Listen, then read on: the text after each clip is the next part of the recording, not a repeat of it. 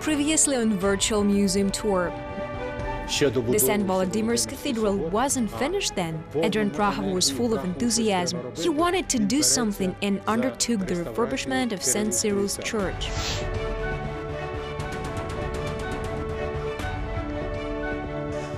When the work was already in progress, Adrian Prahov discovered that Mikhail Vrubel didn't have any experience in painting icons. The artists back then worked in a different technique.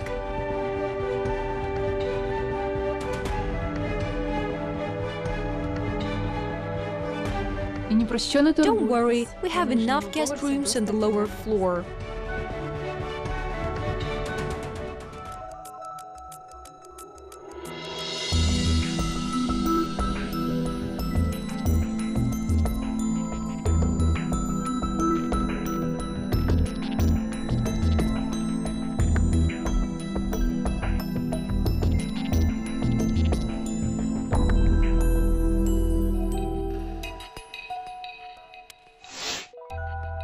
St. Cyril's Church. 9 centuries ago it was built as a fortress temple. Today it is one of the few surviving churches of Kievan Rus. Grand Ukrainian baroque on the outside, 12th century frescoes and 19th century oil painting inside. How is it possible to combine seemingly incompatible works?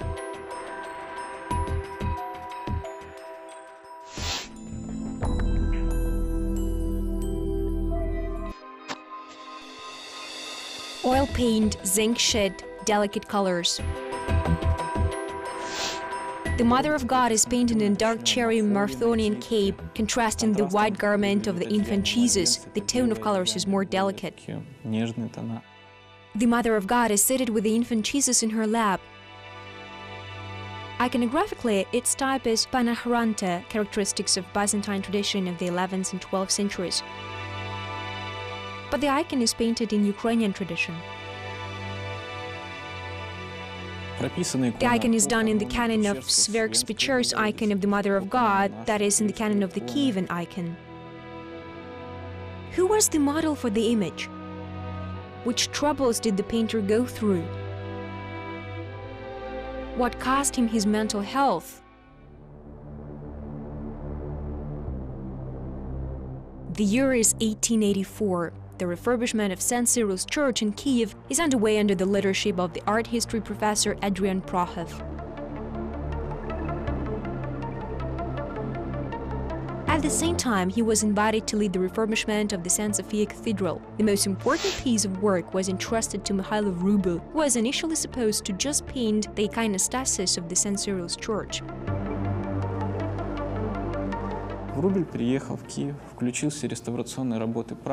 Vrubel came to Kiev and joined Prahov's refurbishment team, but it must be said that initially Vrubel started working with Prahov on the St. Sophia Cathedral in Kiev. He made the images of the 3 archangels on the main dome of the cathedral, copying the only surviving example of the 11th century, a mosaic.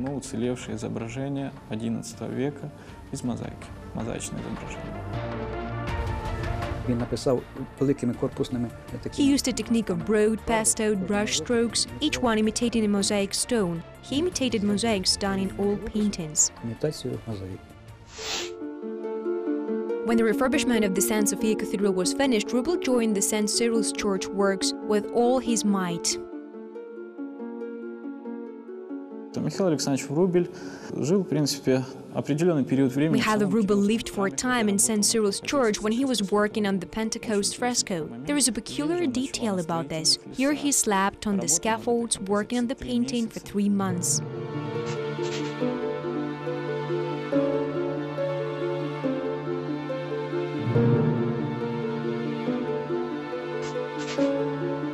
The artist was obsessed with his work. He was reluctant to waste precious time walking home and back. That's why he slept in the church.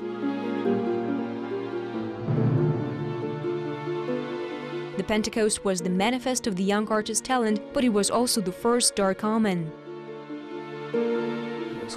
In the Pentecost, the artist had closely reiterated the faces of Prahov and many of his friends. This was labeled as a homage of Art Nouveau and was not controversial, but the seated apostles resemble people of Kiev.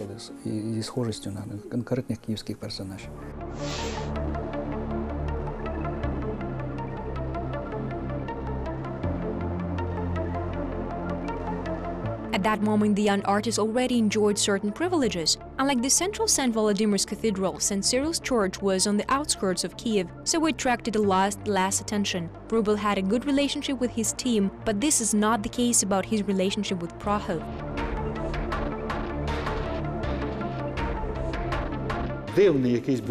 Prahov and Vrubel had a very strange relationship. All of Kiev buzzed that Vrubel is just waiting for Prahov to leave for a time, preferably out of Kiev. Прахов десь пішов або поїхав з кимось домовлятися, особливо поза межі Києва. The truth is that almost from the first day of knowing Adrian Prahov's wife Emilia, Vrubel fell in love with her. He wasn't discouraged by the fact that she was 7 years older, had 3 children, and was his patron's wife. On every opportunity, Vrubel fell to his knees and tried to kiss Emilia's hand.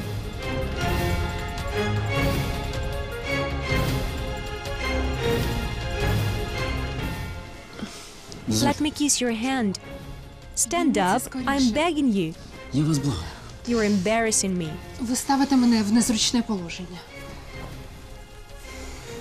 Всі знали, що він в неї до безумства закоханий. Everyone knew he was insanely infatuated. He was, well disposed towards women. Prahov knew about this, but never took revenge. On the contrary, he admired Vrubel's work. Поки шукав його роботи. Vrubel didn't hide his feelings towards Emilia Prahova. At first, Prahov was amused, even flattered. After all, Adrian himself was not without sin. From time to time, his wife found out about his adventures and a family scandal ensued. But Emilia wasn't going to cheat on her husband. That's why she ignored the young artist's advances.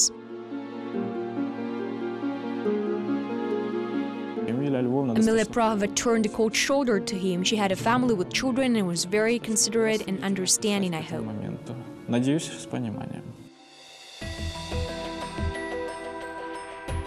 Ultimately, Prahov got fed up with Vrubel's insistent advances. He decided to call the young admirer. In fall 1884, Prahov sent him to Venice supposedly for Vrubel to get familiar with Renaissance art. Mikhail Alexandrovich, I bring you good news about your going to Venice. Venice? Why? To study their art and later paint the iconostasis. Gossips had it that this was just a pretense. In truth, the trip to Italy was a kind of exile far from Emilia Prahova. However, some experts are quite sure that Prahov acted exclusively with professional considerations. Vrubel was sent there because he had to see Venetian art. Venice is the motherland of painting. He was sent to absorb Venetian culture and get stronger. Vrubel traveled to Venice together with his co-worker Samuel Hajduk. It was in Venice where he started painting icons. But there was a new requirement. The icons were to be made on zinc sheets, which are more time-proof material and simply know-how.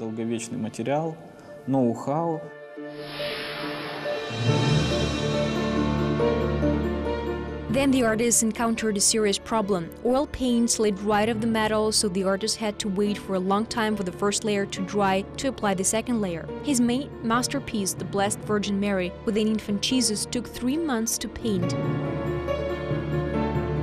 But all the other work could take a year to finish. Prahov helped Vrubel to overcome the technical difficulties and speed up the work.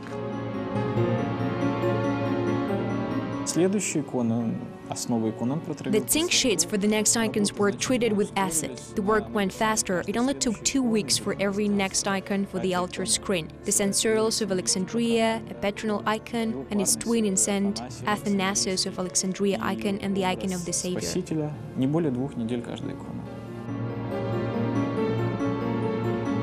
Vrubel stayed in Italy all winter. He returned to Kiev in spring and brought the icons, which clearly demonstrated that his trip to Venice was not in vain. He especially liked Bellini, not Titian, not Tintoretto, not Veronese, Bellini. This is the artist who worked in the Quattrocento period. And the iconostasis of San Cyril's church is done in Bellini style. He has really made outstanding icons, which fall out of Kiev's context. These icons are more medieval than those from 19th century Kiev. The Blessed Virgin Mary with the infant Jesus became Vrubel's calling card. An Italian model participated in the icon's creation, but the artist was inspired to make his masterpiece neither by model nor by Italian art.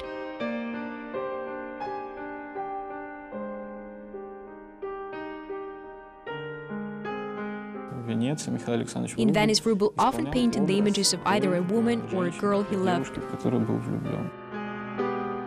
Of course, this woman was Emilia Prahova. It seems that Vrubel had chosen the model for the Blessed Virgin long before his trip to Venice.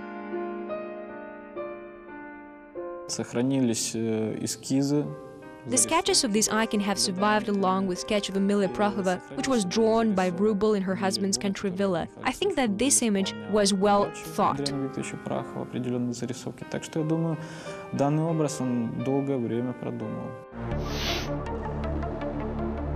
The entire Prahov family saw Vrubel making a sketch of Emilia. Nobody could predict the consequences.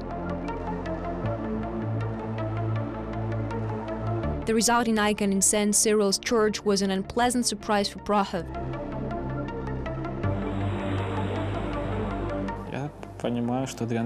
I understand that Prahov recognized his wife in the image. Of course, the co-workers recognized her as well.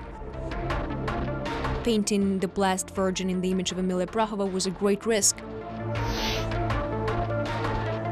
This way, Vrubel made his patron Emilia targets for gossip, and it was Prahov who could decide whether Vrubel could stay in Kiev.